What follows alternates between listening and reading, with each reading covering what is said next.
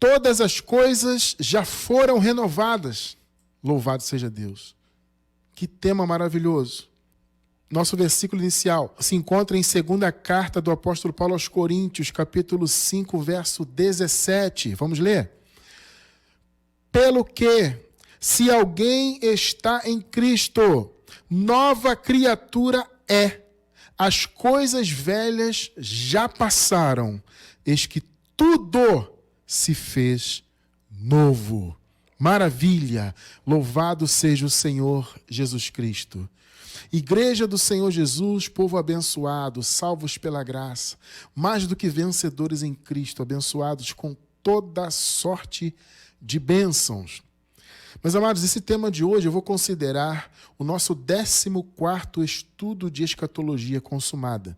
Tá? Nós já temos 13 estudos, né, atualmente. Esse será o estudo número 14. Tá? Ele vai estar nas nossas duas playlists, né? Na playlist de estudos dominicais e também na playlist de escatologia consumada. Porque vamos tratar mais uma vez desse ponto que é importantíssimo para o entendimento da graça. E nós resolvemos trazer esse entendimento mais uma vez, porque nós, obviamente, já falamos desse assunto aqui algumas vezes, mas nós resolvemos trazer à tona e falar de novo desse entendimento, porque nós percebemos muitas pessoas com dúvidas em relação a isso. Muitas pessoas estão tendo contato agora com o entendimento da escatologia consumada. Né? E essas pessoas assistem aos nossos vídeos, elas vêm com muitas dúvidas, o que é normal, obviamente, e uma das dúvidas mais frequentes é sobre este assunto do estudo de hoje. Todas as coisas já foram renovadas. Então Paulo disse, olha, se alguém está em Cristo, e a gente já vai entender o que significa isso de fato, tá? Paulo diz, nova criatura é. Ou seja, quem está no Senhor já faz parte da nova criação. Nova criação é. Nova criatura aqui também pode ser traduzido por nova criação. E Paulo disse, as coisas velhas já passaram. Também vamos ver em detalhes o que são as coisas velhas, né? Claro, quem já é experimentado na graça, já conhece, já sabe. Você que já é experimentado vai relembrar esses pontos. E você que está chegando agora na graça e na escatologia consumada, você vai ter esse entendimento. Os seus olhos vão se abrir de maneira extraordinária. E Paulo deixou claro, tudo se fez novo. Ou seja, o Senhor já renovou todas as coisas. Tudo é tudo, amado. Tudo se fez novo. Agora, antes de nós entrarmos propriamente no assunto, eu quero explicar um ponto importante. Porque algumas pessoas, talvez mais atentas, vão ficar com alguma dúvida, né? Ô, irmão Cristiano, tudo bem. O Paulo disse todas as coisas... as coisas velhas já passaram e tudo se fez novo. Porém, o Paulo estava aqui, no momento que ele escreveu essa carta, né, no chamado que nós costumamos chamar de período de transição. Ou seja, Jesus morreu para cumprir a lei, aniquilar o pecado, matar o velho homem, aquela coisa toda que a gente já sabe, né? Ele morreu e inaugurou o 7º dia. Recentemente nós estudamos sobre isso. Né? Ele inaugurou o 7º dia. E eles viveram, então, um período de transição até que esse dia amanhecesse. Tá? Eu estou colocando entre aspas porque é uma metáfora. Né? Ou seja, todo dia, quando nasce, ele já é o dia. Né? Quando chega meia-noite, 0 hora, já é aquele dia. Porém, não amanheceu, ainda está escuro. Então, até que o dia seja pleno, há um período de transição, que é a chamada madrugada. Então, no 7º dia, que é o dia eterno, o 7º dia ele não é um dia de 24 horas. O 7º dia ele é Cristo, ele é a graça, ele é a nova aliança, ele é eterno. Esse 7º dia, o dia da graça, ele foi inaugurado no Calvário. Calvário, nós costumamos dizer, no Calvário foi a 0 hora do 7º dia. Só que houve a madrugada desse 7º dia. Então foi esse período de transição até a vinda de Cristo no ano 70. Né? Então foi a madrugada, foi a escuridão, ou seja, eles já estavam no 7º dia, já estavam na graça, etc., porém ainda estavam na escuridão, ou seja, eles ainda estavam experimentando a corrupção no mundo. Cristiano, por que eles estavam experimentando ainda? Por causa daquele famigerado templo da lei. O templo da lei representava, amados, toda a empáfia religiosa do homem, representava a ignorância em relação ao novo pacto, representava a desobediência dos israelitas em relação a Deus, sabe? Representava a lembrança dos pecados ainda, porque ainda eram oferecidos sacrifícios pelos pecados. Você percebe que coisa terrível, né? Então, aquele templo estar de pé era o que eu costumo dizer, chamar de mancha, né? Ainda era uma mancha do antigo pacto no novo pacto. Então, para que a obra de Deus fosse concluída, era necessário que aquele templo viesse abaixo e que o juízo sobre Israel se manifestasse. Por isso era necessário que Jesus viesse trazendo o juízo, né, e consumando todas as coisas. Então, até a queda do templo, era realmente um período transitório, onde ainda não havia salvação plena. Eu vou explicar isso aí. Ué, como assim, Cristiano? Sabe por quê, amados? Até a vinda de Jesus, nesse período transitório, apesar de Jesus já ter morrido, inaugurado a graça e ressuscitado, já vencido a morte, os irmãos, os eleitos de Deus daquela época, ainda estavam sujeitos à prisão da morte. A salvação, ela não estava plena, não estava consumada totalmente. Porque o que é a salvação? A salvação é a salvação da morte eterna, da morte da alma. Entende? Então, até a ressurreição ocorrida no ano 70, aquelas pessoas que morriam biologicamente, ou seja, que morriam nesse corpo adâmico, a alma também morria e ficava presa na morte, o que eu também costumo chamar de não existência. Então a alma era aniquilada, saía da existência, junto com Adão. Adão tem que morrer. A morte biológica é esperada e faz parte. O que não faz parte é a morte da alma do Filho de Deus. Foi disso que Jesus salvou o seu povo. Esse foi o arrebatamento, né? O Senhor arrebatou os seus filhos da morte. Nós explicamos isto muito bem, tá? Em nossos estudos de escatologia consumada. Obviamente vai estar embaixo do vídeo no YouTube aí o link da nossa playlist. Como eu disse, nós temos 14. Com esse estudo de hoje é o estudo 14, né? Antes dele, há 13 estudos. E em um deles nós tratamos desse ponto de arrebatamento, etc. É muito interessante, mas para vocês entenderem bem, amados, tem que estudar desde o primeiro, com muita atenção. Tá? Então separa um tempo, se você não estudou ainda, e investe esse tempo. Você não vai estar desperdiçando esse tempo. Ao contrário, você vai estar ganhando muito. Tá? Então, separar um tempo para estudar a escatologia consumada não é perda de tempo. Então assista e para você entender bem esses pontos aí da escatologia consumada, tá? Então, as pessoas que morriam biologicamente entre o período da morte de Jesus até a vinda dele no ano 70, as pessoas que viveram esse período transitório, elas estavam ainda sujeitas à morte. Por isso que você vê o apóstolo Paulo dizendo: o último inimigo a ser aniquilado é a morte. Por quê? Porque nesse período aqui das cartas da igreja primitiva, a morte não tinha sido aniquilada ainda, apenas em relação a Jesus. Porque Jesus foi o primeiro da ressurreição, mas apenas ele. Os demais irmãos não. Eles ainda estavam presos à morte, porque eles estavam na madrugada, o dia não tinha amanhecido plenamente ainda, o 7º dia. Tá? Tanto que vocês observam, se vocês observarem Romanos, no capítulo 8, verso 24, o apóstolo Paulo diz assim: olha, em esperança somos salvos. Não é interessante você observar isso? Você para pensar, mas irmão Cristiano, por que Paulo diz em esperança? Eles já não estavam salvos ali? Está percebendo? Né? Por que eles estavam em esperança? Porque a salvação não estava totalmente concluída ainda. Então Paulo disse: nós somos salvos, somos, mas em esperança. Nós, hoje em dia, depois do ano 70, nós que já nascemos depois de toda a obra consumada, nós não estamos mais em esperança. A salvação já é uma realidade, nós já estamos salvos da morte. Entende? Então, quando a morte biológica acomete a carne, que é normal, como eu disse, faz parte da vida, tem que acontecer a morte de Adão, entre aspas, porque Adão é a nossa carne, né?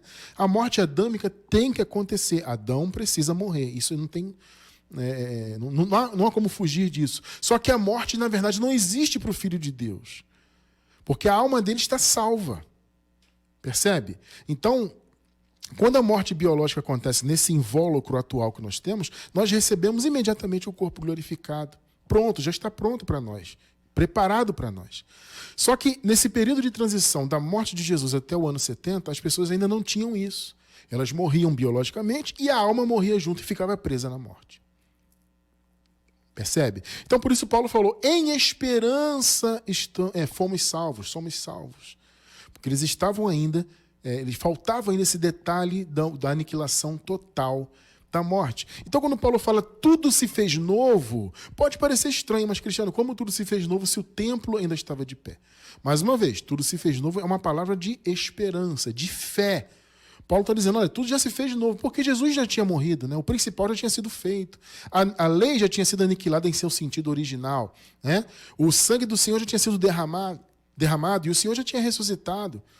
Então, eu diria que a parte principal da obra tinha sido feita, mas faltava o detalhe do fim da transição e da vinda, para a aniquilação total da morte, para o arrebatamento dos filhos de Deus, para, né, que os filhos tivessem a oportunidade de sair daquela situação de morte para a vida eterna. Entende? Então, quando Paulo fala tudo se fez novo, é uma palavra de esperança. Na verdade, tudo não tinha sido feito novo ainda totalmente. Faltava a queda do templo, faltava a queda total da lei, faltava o amanhecer do sétimo dia. Tá? Então, quando Paulo diz tudo se fez novo, é nesse sentido da esperança. Assim como ele disse, olha, estamos salvos em esperança. Então, o período de transição foi um período de esperança para eles, de aguardar a conclusão de todas as coisas. Mas o Paulo já deu essa palavra de fé, as coisas velhas já passaram, mas não tinham passado totalmente por causa do templo. O templo ainda reavivava a lei, né? O templo ainda estava ali recebendo os sacrifícios, os dízimos, o sangue de animais, as abluções, todo aquele cerimonialismo, né? Tudo ainda acontecia nesse momento aqui em que a carta fora escrita. Tá? Então, quando Paulo diz tudo se fez novo, foi uma palavra de fé, uma palavra de esperança, mas ainda faltava a conclusão de todas as coisas. Tá? Só que agora nós podemos dizer de fato, não só em esperança, mas de fato, tudo já se fez novo. Porque a queda do templo de Jerusalém pôs fim àquela lei, pôs fim àquela mancha maldita, aquela vergonha que estava de pé ali, manchando a criação de Deus. Onde havia toda aquela, como eu falei agora há pouco, todo aquele cerimonialismo maldito e a lembrança dos pecados, que era uma afronta ao sangue de Jesus, né? Jesus derramou o sangue dele, mas ainda estavam derramando sangue de animais. Era uma afronta ao que Jesus tinha feito. Assim, amado, como qualquer obra da lei praticada hoje, é uma afronta ao sangue de Jesus. Percebam isso. Essas igrejas do sistema que fingem estar na graça, elas pisam no sangue de Jesus. Elas dizem servir a Jesus, mas elas pisam na sua obra.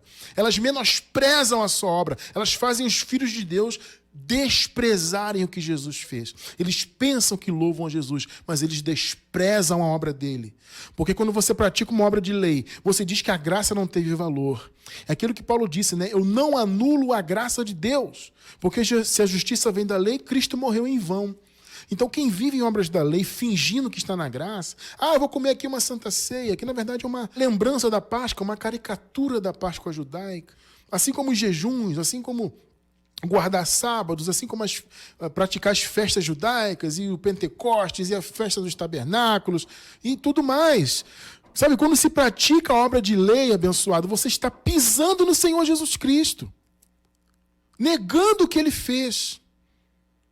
Então nós estamos aqui lutando em graça, ministrando essa palavra, para que o povo acorde para isso, para que o povo saia das cavernas religiosas e venham viver o sol do sétimo dia.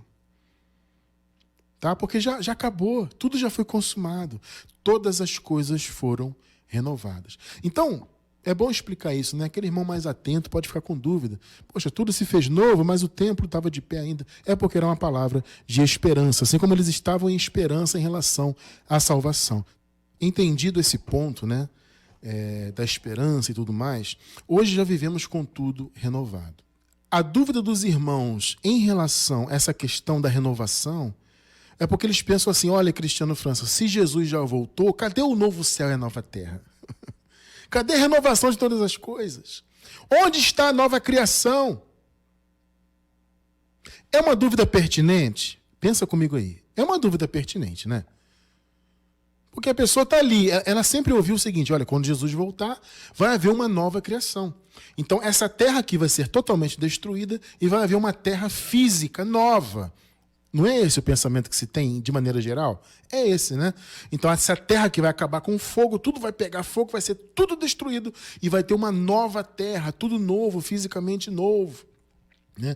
Porque o pensamento, veja bem, amados, o pensamento das pessoas em relação à escatologia é que a escatologia ela é cósmica. O pensamento deles é esse. A escatologia seria cósmica. Mas, na verdade, não é. A escatologia ela é pactual. Entende? A escatologia diz respeito ao fim de uma era, a era da lei.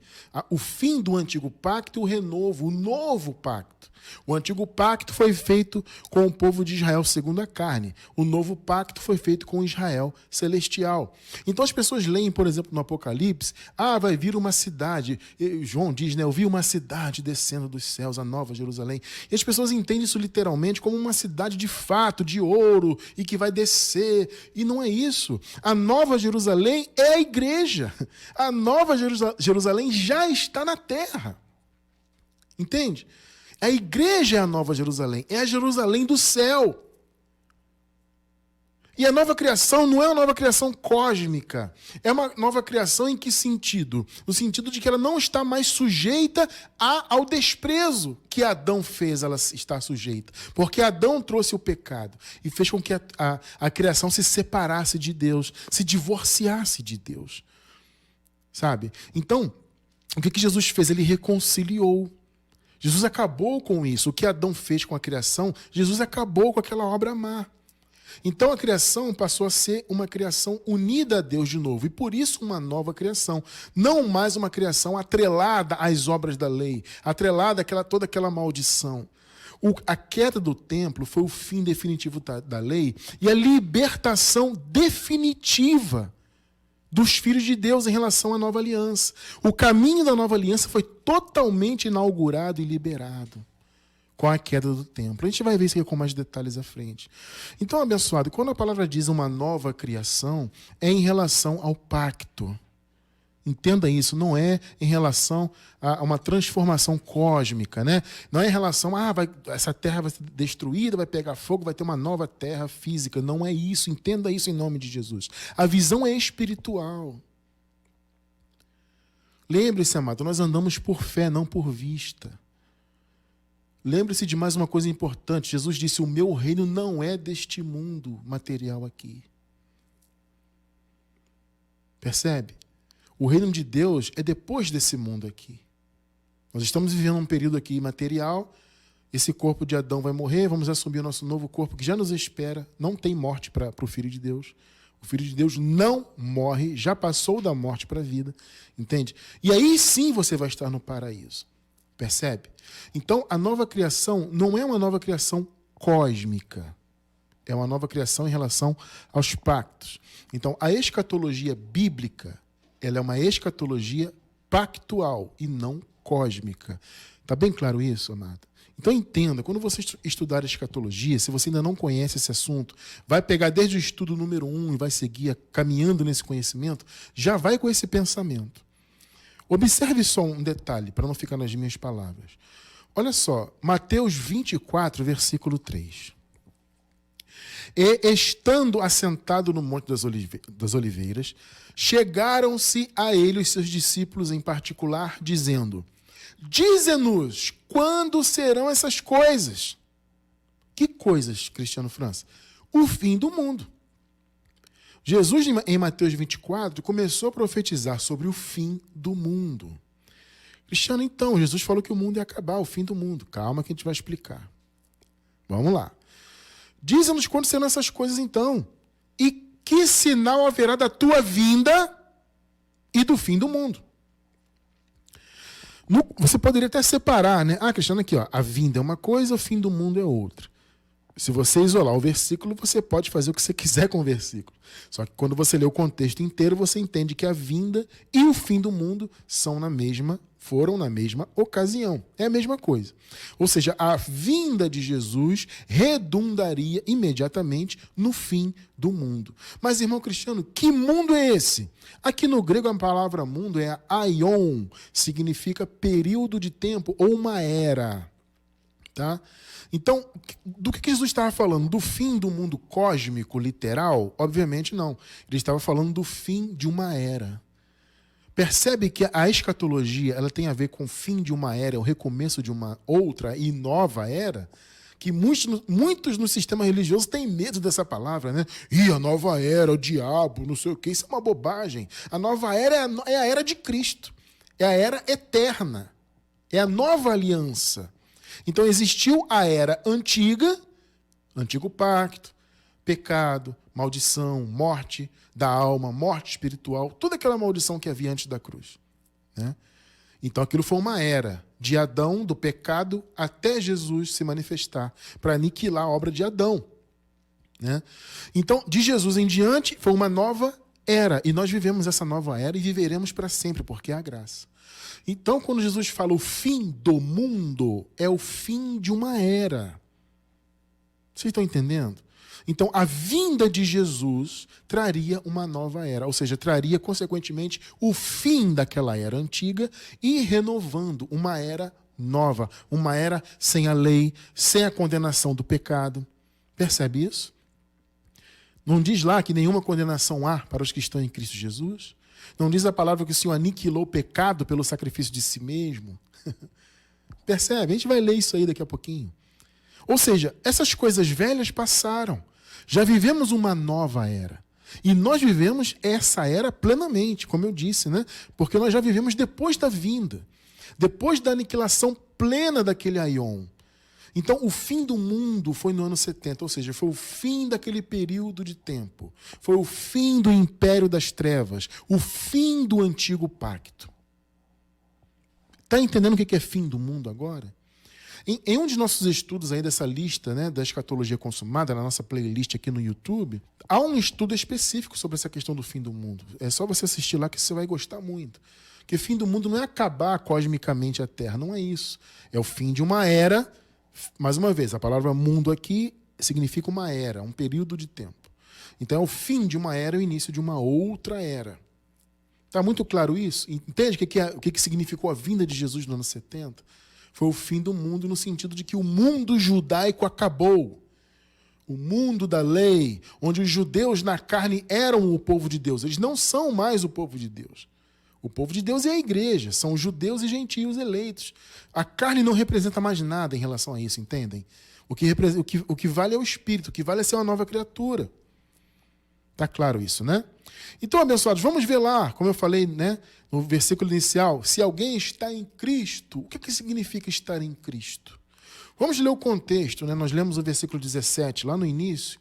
Vamos ler agora os versículos 18 e 19. 2 de Coríntios 5, 18 e 19. Então, no 17 diz, as coisas velhas passaram, tudo se fez novo. Se alguém está em Cristo, nova criatura é. É o contexto. O que significa isso? 18. Mas todas as coisas provêm de Deus, que nos reconciliou consigo mesmo por Cristo. Olha aí, ó.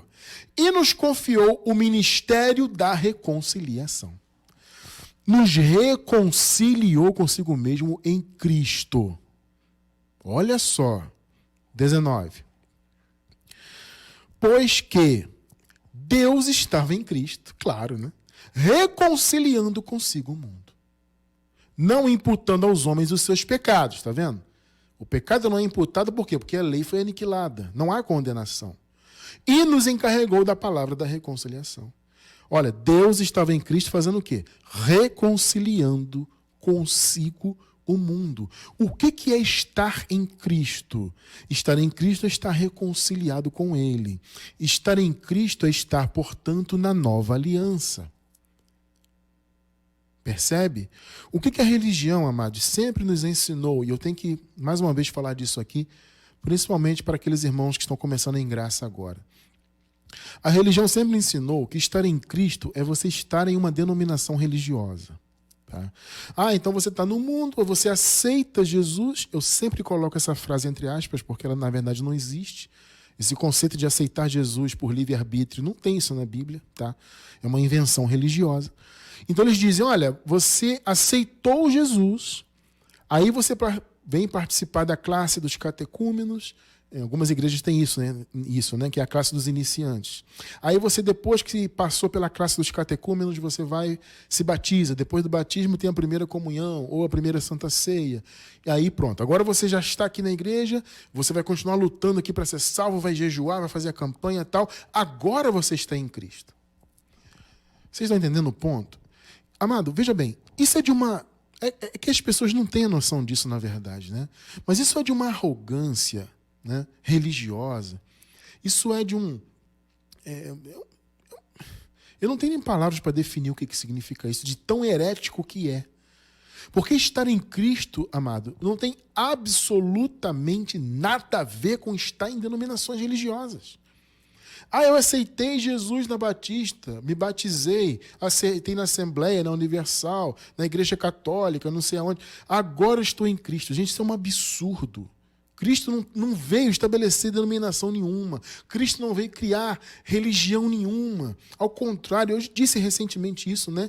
Em um dos nossos estudos recentes anteriores, Jesus veio ao contrário. Ele não veio para criar religião, para criar um Estado, uma igreja estatal, como é o Vaticano, ou para criar denominações diversas. Ele não veio para isso. Ao contrário, ele veio para acabar com a religião. Ele destruiu a religião judaica. Agora, qual é o propósito de Jesus destruir o templo da religião judaica e depois instituir outros templos denominacionais? Vocês percebem como isso é absurdo à luz do Evangelho? Isso não faz sentido nenhum. Mas eles estão vivendo isso aí até hoje. E dizem que estar em Cristo é estar dentro das quatro paredes deles. Não é, amado. Estar em Cristo é estar na nova aliança. Como eu disse, a nova aliança foi inaugurada na cruz. O 7º dia começou lá. Eles passaram lá a transição, que nós chamamos metaforicamente da madrugada, né? Mas já era o 7º dia, já era a graça. E a partir da cruz, todos os eleitos, os filhos de Deus, estavam em Cristo. Quando eu, a minha esposa, todos nós nascemos nesse mundo, já com a graça totalmente estabelecida, já com o 7º dia totalmente iluminado, né? Já com o caminho da graça totalmente aberto, nós já nascemos em Cristo. Eu não passei a estar em Cristo quando eu adentrei a denominação X ou Y. Isso é um absurdo. Eu fico ofendido entendendo isso hoje. Me ofende a mim. Aqui na minha igreja vem, porque agora você vai estar em Cristo. Aceita Jesus aqui. Não. Nós já nascemos em Cristo, porque já nascemos na nova aliança. Então, estar em Cristo é não estar em Adão. É não estar em Moisés. Antes da cruz, o povo estava em quem? Em Adão, que é o velho homem, e estava em Moisés, que era a lei. Percebe? Adão e Moisés, amados, andavam de mãos dadas, né? Ou seja, o pecado e a lei. Né? A palavra diz que a lei era a força do pecado. Então, lei e pecado andavam de mãos dadas, né? Um complementava o outro. Por isso também que diz que a lei estava enferma pela carne. Estão entendendo? Então, quem estava antes da cruz estava em Adão e em Moisés. Da cruz em diante, todos passaram a estar em Cristo. Então, todos os filhos de Deus estão em Cristo. Eu já nasci em Cristo. A diferença é que quando eu nasci, eu não tinha esse entendimento. Né? Então, muitos aí foram ateus, foram da Assembleia, Batista, Católico, sei lá, da Umbanda, não sei do que. Seja qual for a religião, hoje você está em graça, você tem esse entendimento da sua posição em Cristo. Mas independentemente de qualquer coisa, de qualquer religião que você tivesse antes disso, você já havia nascido em Cristo. O que faltava era a sua mente ser despertada, né? Ser iluminada pela palavra. Isso, graças a Deus, aconteceu em graça. Então, estar em Cristo é ter sido reconciliado com Ele. Na verdade, e é bom que se diga, nós nem chegamos a ser reconciliados. É outra coisa importante de se dizer, né? Mas, irmão Cristiano, que absurdo. Isso que você está falando é uma heresia. Não é não, irmão. Sabe por quê? Veja bem, o que é reconciliar? É algo que estava conciliado e foi separado. Estava separado e aí foi reunido, né? Então ele foi reconciliado. Então aquelas pessoas que estavam lá antes da cruz, debaixo do pecado, e a própria criação, que estava sujeita àquela coisa terrível, né? Estava contaminada pelo pecado, eles estavam distantes de Deus. Desconciliados, divorciados de Deus. Tá? Quando Jesus morreu, o que ele fez? Ele reconciliou. Então eles foram de fato reconciliados. Nós nunca fomos reconciliados, porque na verdade nós já nascemos com a conciliação feita. Então eu já nasci conciliado. Eu não fui reconciliado. Você, quando nasceu nesse mundo, você já nasceu conciliado, porque você já nasceu em Cristo. Estar em Cristo é isso. Tá? Então, quando diz ele nos reconciliou, é em relação àqueles irmãos que viveram a transição, que nasceram ainda debaixo do pecado, o que não é, graças a Deus, o nosso caso. Tá? Então, estar em Cristo, amado, é você estar na nova aliança. Essa aliança foi estabelecida na cruz e o caminho para ela foi totalmente aberto na queda do templo, na consumação de todas as coisas, na vinda de Cristo.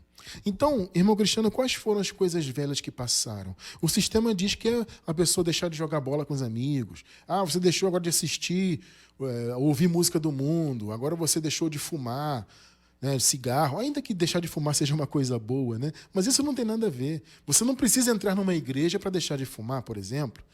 É ótimo que você deixe de fumar, mas isso não é coisa velha que passou. No sentido bíblico, não.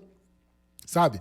Mas o sistema diz que é isso. Agora você aceitou Jesus, você não anda mais com aqueles amigos do mundo, você não joga mais futebol com eles, você não fuma mais cigarro, você não bebe mais isso, mais aquilo.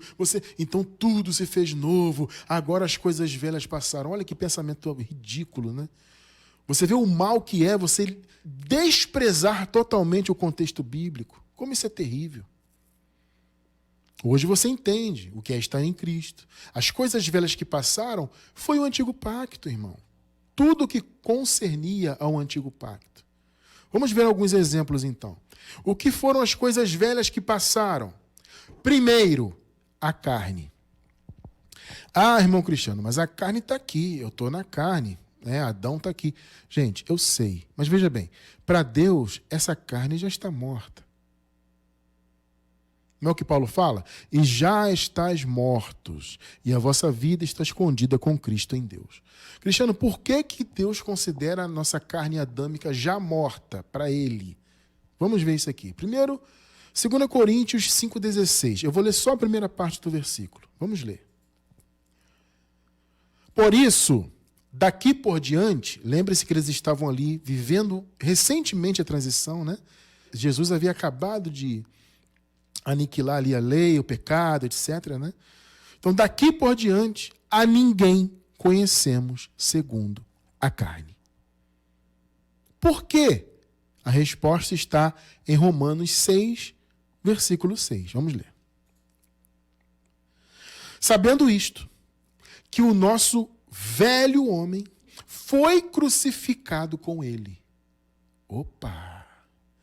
Então quer dizer, irmão Cristiano, que quando Jesus morreu e a carne dele morreu na cruz, a carne de todos os filhos de Deus também morreu lá? Sim.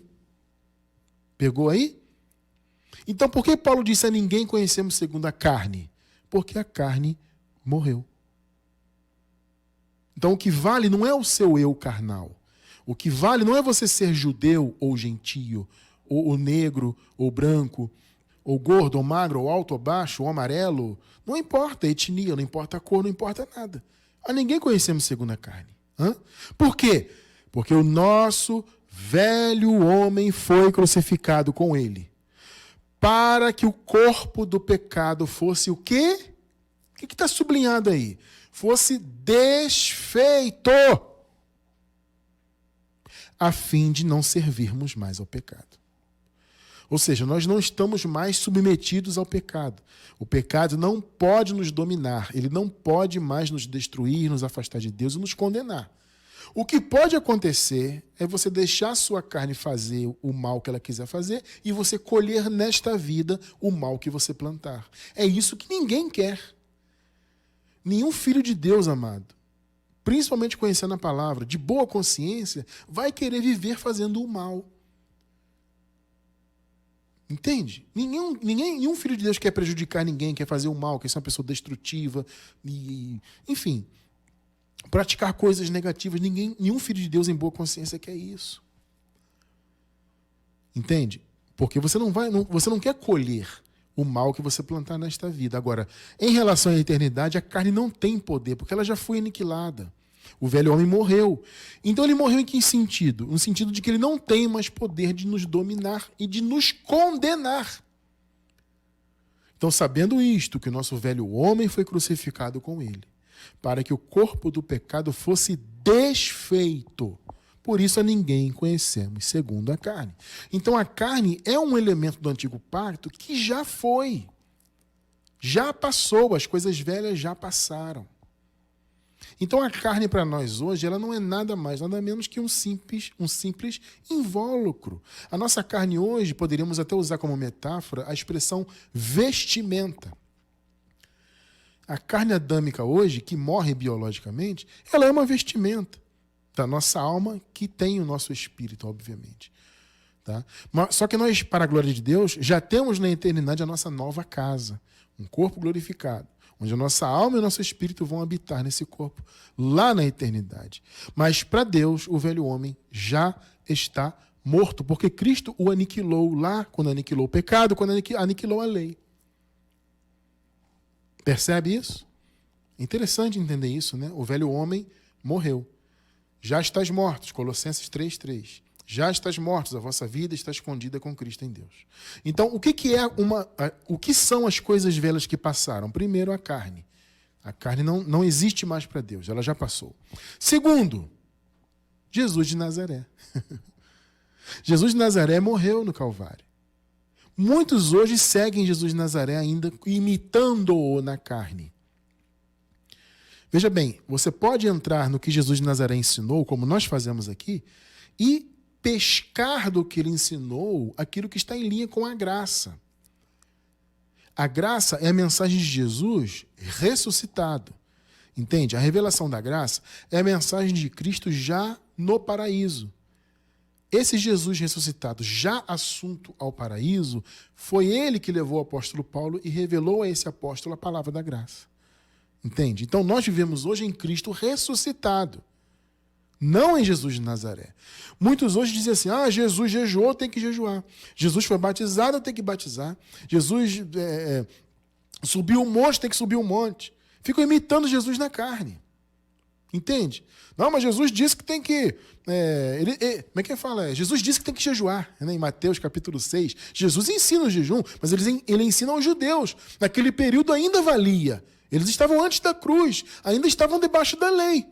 Mas muitos pegam o que Jesus disse lá em Mateus capítulo 6 e trazem para hoje. Jesus estava na graça. Não, Jesus estava na lei, irmão.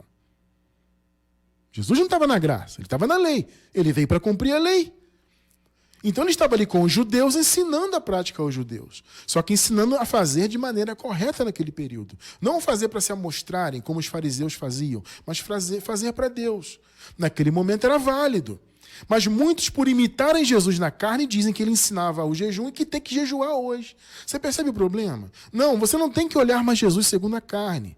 O que você pode fazer, como eu disse, no máximo você entrar em seus ensinamentos e resgatar, reter o que é bom do que ele ensinou. Porque muitos dos ensinamentos de Jesus, muitos estavam alinhados já à graça, apesar dele estar debaixo da lei. Mas muitos dos seus ensinos já eram filigranas da graça. E nós que conhecemos, graças a Deus, hoje a graça, nós conseguimos entrar nessas palavras de Jesus de Nazaré e absorver o que serve para nós em graça. Mas você não tem que imitar Jesus segundo a carne. Por quê? Porque Jesus de Nazaré é uma das coisas velhas que passaram. Hoje é a manifestação de Jesus Cristo ressuscitado. Mais uma vez, 2 Coríntios 5,16, só que agora vamos ler o versículo inteiro. Vejam só. Por isso, daqui por diante, a ninguém conhecemos segundo a carne. É o que nós lemos agora há pouco, né? E, ainda que tenhamos conhecido Cristo segundo a carne, porque muitos naquele período viram Jesus, muitos andaram com ele, muitos o conheceram pessoalmente, tá? Então, Paulo diz aqui, ainda que você tenha andado com ele, conhecido ele, como Nazareno, etc., contudo agora já não o conhecemos desse modo. Que modo? Segundo a carne. Pegou o ensinamento de Paulo? Gente, olha, tudo bem, vocês viram Jesus, Jesus era maravilhoso, ele curava os enfermos, ele tinha uma palavra de amor, e muita fé, um exemplo de fé e tudo mais. Mas Jesus era o Cordeiro de Deus, ele veio para morrer e derramar o seu sangue. Ele não veio para ser imitado na carne. Então, ainda que você o tenha conhecido, tenha andado com ele, etc., já não o conheça mais assim na carne. Percebe? Está entendendo o que são as coisas velhas que passaram? Observou que 2 Coríntios 5,16 é um contexto imediato do versículo 17? onde Paulo diz que todas as coisas, né, velhas passaram. Entendeu que coisas velhas que passaram não é o que você fazia antes de aceitar Jesus na denominação? Não é isso.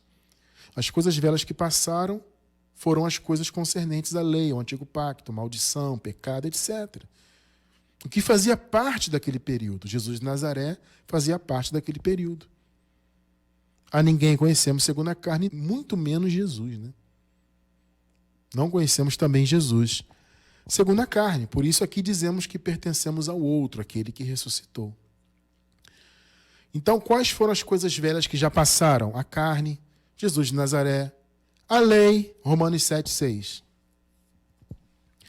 Mas agora fomos libertos da lei. Graças a Deus. Eles foram libertos por quê? Porque eles estavam debaixo dela e foram libertos. Nós já nascemos livres dela. Nós que nascemos depois do ano 70. Porém, nós experimentamos um pouquinho da lei, né? Nós que viemos do sistema religioso.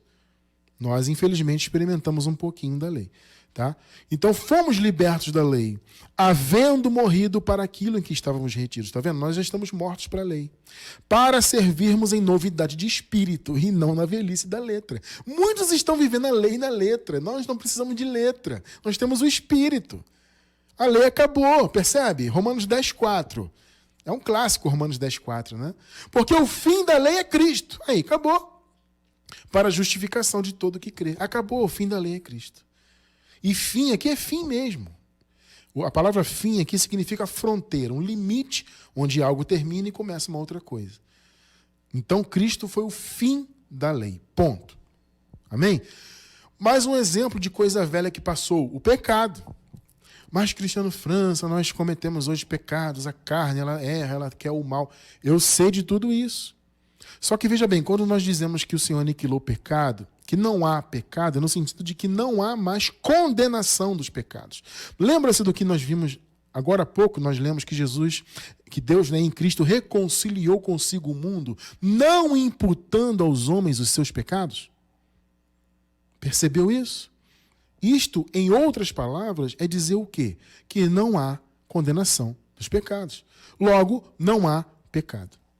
Dizer não há pecado não significa que não existam obras más. As obras negativas da carne, elas existem, claro. Mas elas trazem consequência apenas nessa vida. E ninguém quer isso. Ninguém quer viver na carne. O Filho de Deus, repito, ele não quer viver em obras da carne deliberadamente. Eventualmente, o Filho de Deus pode até se deixar levar, etc, etc. Mas nenhum filho de Deus, pode ter certeza, quer viver errado de maneira deliberada. Tá? É bom que isso fique bem claro. Tá? Só que não há mais condenação. O pecado não nos domina mais, não nos condena mais. Então, mesmo que a carne faça uma obra má, ela não vai lhe condenar. Você pode viver as consequências daquilo nessa vida, mas você não está mais debaixo de condenação, porque Jesus retirou a condenação. A condenação é uma coisa velha que passou. João 1,29. No dia seguinte, João viu a Jesus, que vinha para ele, e disse: eis o Cordeiro de Deus. João reconheceu a posição de Jesus ali. Eis o Cordeiro de Deus que faz o quê? E fez, no caso, que já é passado, né? Que tira, e já tirou, o pecado do mundo. Aqui, irmão, muito claro, filho. Vamos ler de novo? No dia seguinte, João viu a Jesus que vinha para ele e disse: eis o Cordeiro de Deus que tira, pelo amor de Deus. E o sistema continua chamando o povo de pecador. Vem, pecador, aceitar Jesus, passa o óleo na cabeça, pecador. E está aqui a palavra dizendo: o Senhor tira o pecado do mundo. É muita cegueira. Com apenas um versículo você entende isso. Mas só entende quem teve os olhos iluminados pelo Espírito. Um versículo basta. O Cordeiro de Deus que tira. O Cordeiro já morreu? Já ressuscitou? Já tirou então. É simples de entender. Mas o sistema insiste em chamar o povo de pecador. Vem, pecador, batiza na água para limpar o pecado, passa um óleo, faz a campanha, confessa para o padre, confessa para o bispo. Está escrito. Quer mais? Clássico da graça também. Hebreus 9:26. De outra maneira, necessário lhe fora, ou seria necessário, o Senhor Jesus, padecer muitas vezes desde a fundação do mundo. Se fosse como na lei, né? O contexto é esse aqui, né? Se Jesus fosse fazer a sua obra segundo a lei, então ele teria que fazer desde antes da fundação do mundo e morrer desde antes da fundação do mundo, né? Mas agora, na consumação dos séculos, uma vez se manifestou para o quê? Aniquilar o pecado. Isso aqui não está em conformidade com João 1,29? O Cordeiro de Deus que tira o pecado do mundo. Aí no 26 diz, em Hebreus 9,26, se manifestou uma vez, né, para aniquilar o pecado pelo sacrifício de si mesmo. Ou seja, o que Jesus fez na cruz? O que João profetizou. Esse é o Cordeiro que tira o pecado. Ele vai tirar e já tirou, porque ele já aniquilou na cruz. Você acabou de ler comigo. Quer mais? Romanos 6,11. Assim também vós consideráveis certamente o quê? Mortos para o pecado, mas vivos para Deus em Cristo Jesus. Entende? Você está morto para o pecado. E isso aqui tem dois sentidos. Você está morto tanto em relação a você não ser mais condenado pelo pecado, você não está mais debaixo dele, Jesus já aniquilou, já tirou. E também tem o sentido de você não mais obedecer a sua carne e deixá-la fazer o que ela quiser contigo. O sentido aqui é duplo. Você se considerar morto para o pecado é você entender que você não está mais debaixo de condenação, não há mais pecado em sua vida, e também você entender que você não tem que deixar a sua carne à vontade de fazer o que ela quiser. Todas as coisas já foram renovadas, amados. Não há mais pecado, ou seja, condenação. Não há mais carne, já morreu para Deus. O velho homem morreu com Jesus. Entende isso? O que acontece com a nossa carne hoje é só um evento biológico. A carne de Adão morre, é um evento biológico. Mas, na verdade, o Filho de Deus não morre. Porque o Filho de Deus não é essa carne. Nós, filhos de Deus, estamos esta carne. Não somos esta carne. Então, a carne adâmica, dentre muitos eventos biológicos que há, um deles é morrer biologicamente. Mas o Filho de Deus segue vivo. Quem recebe essa palavra aí? Nós seguimos vivos. Pegou aí ou não? Então, as coisas velhas passaram. O que mais passou? O céu e a terra. Recentemente nós estudamos sobre isso, né? Está também na nossa playlist aí de escatologia consumada. O céu e a terra passaram, ou seja, eles seguiram na história. As profecias de Jesus em Mateus 24 se cumpriram, ele voltou, tudo foi consumado, ressurreição, arrebatamento, tudo foi feito. E o céu e a terra seguiram, porque eles jamais seriam destruídos. O Senhor não criou o céu e a terra para ser destruído, tá? Ele criou para ser eterno.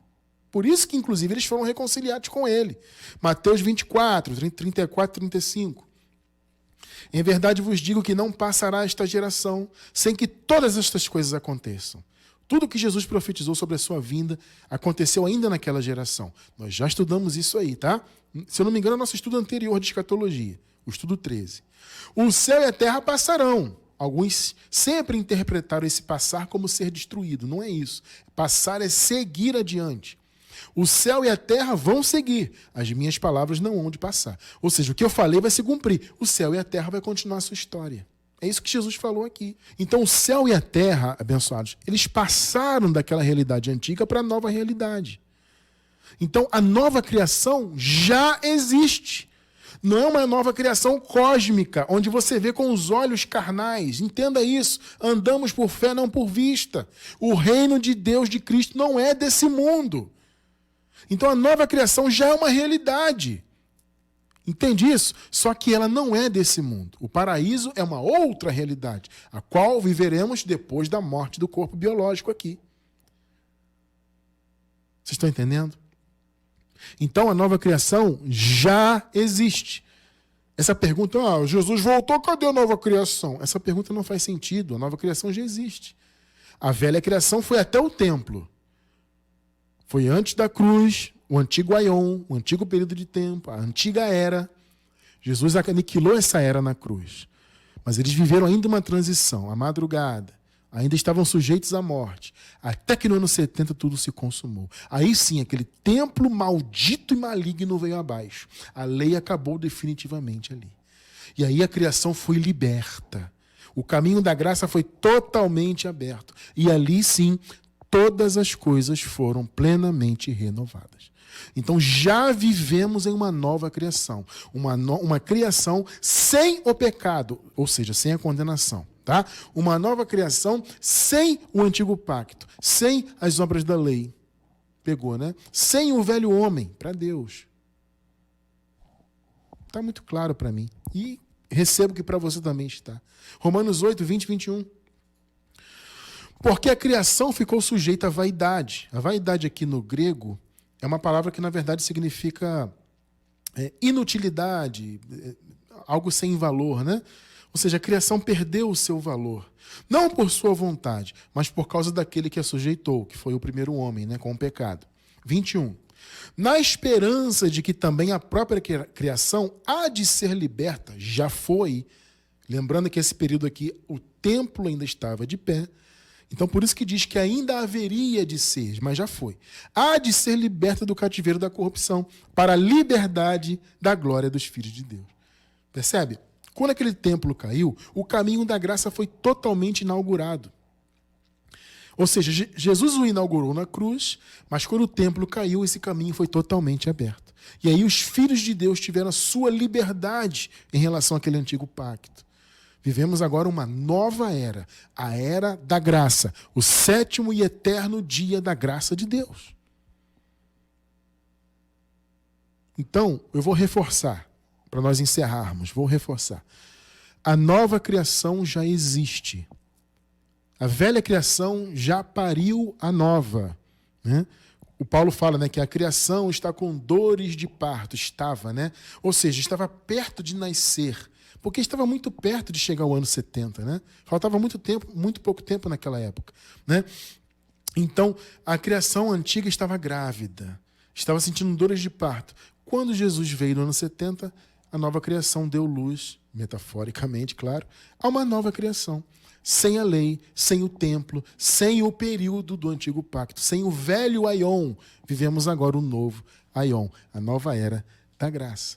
Isso é maravilhoso entender isso. Você já nasceu debaixo plenamente da graça. O problema é que você não sabia disso antes de conhecer a palavra da graça.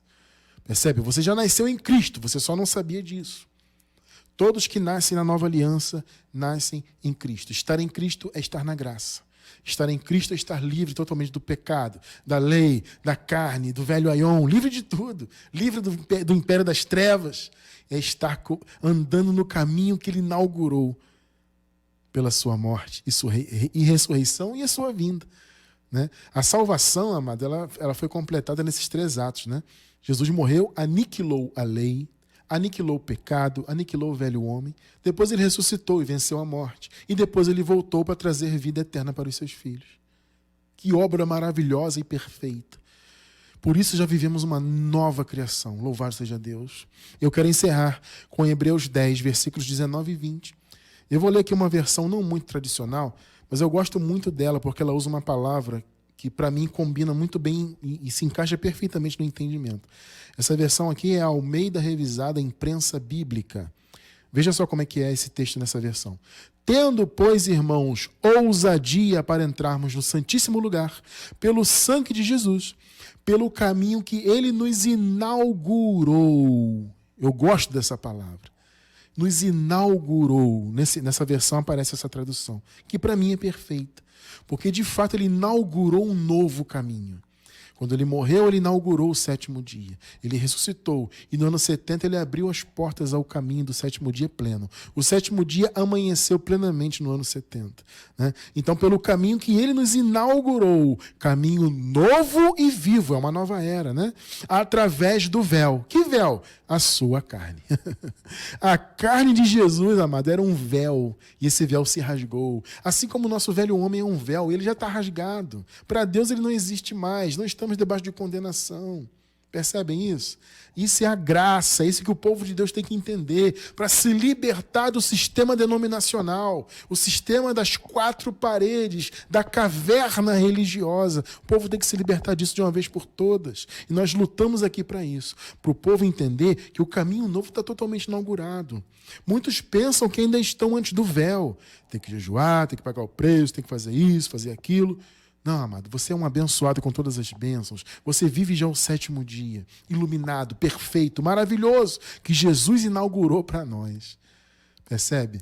Já vivemos uma nova criação, porque Jesus já inaugurou o novo e vivo caminho, para a honra e glória do Senhor. Por isso, conhecer a graça é algo maravilhoso e temos que louvar a Deus todos os dias por essa palavra maravilhosa para a glória de Deus.